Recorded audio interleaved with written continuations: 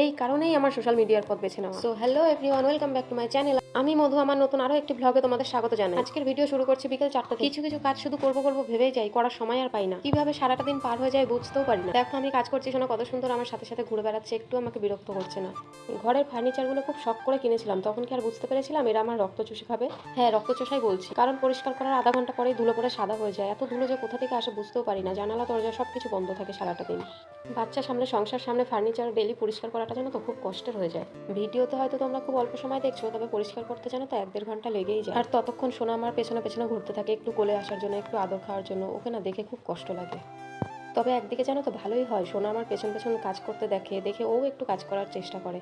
ও আমাকে দেখে দেখে আমাকে কপি করতে চায়। যখনই আমাকে একটু বসে কাজ করতে দেখছে, তখনই গিয়ে আমাকে জড়িয়ে ধরছে একটু কোলে ওঠার জন্য।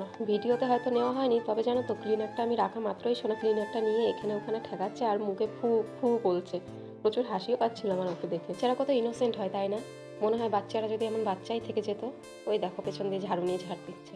আমার না মনে পড়লে খুব খারাপ লাগে জানো তো, যে সোনা কত তাড়াতাড়ি বড় হয়ে যাচ্ছে। এই তো সেদিন হলো। যখন খুব বিরক্ত করে তখন ভাবি কবে যে বড় হবে, তারপরে একটু শান্তি পাবো। আবার যখন চুপচাপ থাকে তখন ভাবি এই দিনগুলো তো আর কোনোদিন ফিরে আসবে না। হ্যাঁ, তো যেটা বলছিলাম, বাপের বাড়ি থেকে শ্বশুর বাড়ি সবার মুখে একটাই কথা, আমি নাকি কোনো কাজ করি না, সব কাজ নাকি আমার বর করে আর আমি নাকি শুধু বসে বসে খাই। আমি কতজনকে প্রমাণ দিয়ে বেড়াই বলো তো, যে সারাদিন কাজ করতে করতে আমি একটু বসতে পারি। মাঝে মাঝে মনে হয় নিঃশ্বাস নেওয়ার জন্য যদি আলাদা করে টাইমের প্রয়োজন হতো, তাহলে বোধহয় নিঃশ্বাসটাও নেওয়া হতো না। এই কারণেই তো অনেক ভেবে চিন্তে একটা আইডিয়া বার করলাম, সোশ্যাল মিডিয়া।